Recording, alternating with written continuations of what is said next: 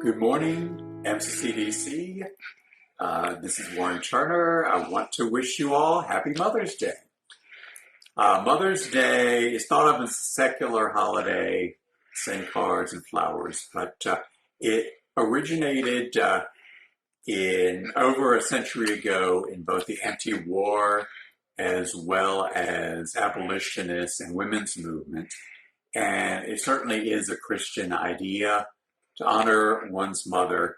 That's part of the fifth commandment, after all, to honor one's mother and father. And so today I'd like to honor my mother, the late Joanne Marilyn Anderson Turner. She passed away 10 years ago in February 2010. The most fundamental thing I would say, my mother always gave me unconditional love. And as I grew up, I came to appreciate that more and more as I found friends and others that didn't necessarily experience that themselves.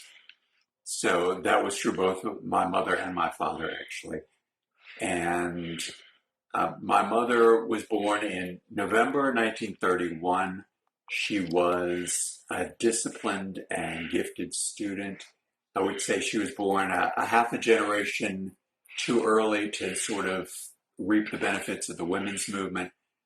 So she became a school teacher, even though if she had been born later in life, she probably would have had a lot more opportunities to do other things. But she was a great teacher and a great church organist for over 60 years, from age 13 to age 75. And the remarkable thing about the point I made about my mother being giving me unconditional love is, I would say she didn't necessarily have that from her own mother. What I call my mormor, since both of my maternal grandparents were immigrants from Sweden. Her mother especially was really stern, strict disciplinarian. And I guess my mother resolved to parent differently. And she certainly did that. And I'm eternally grateful for that.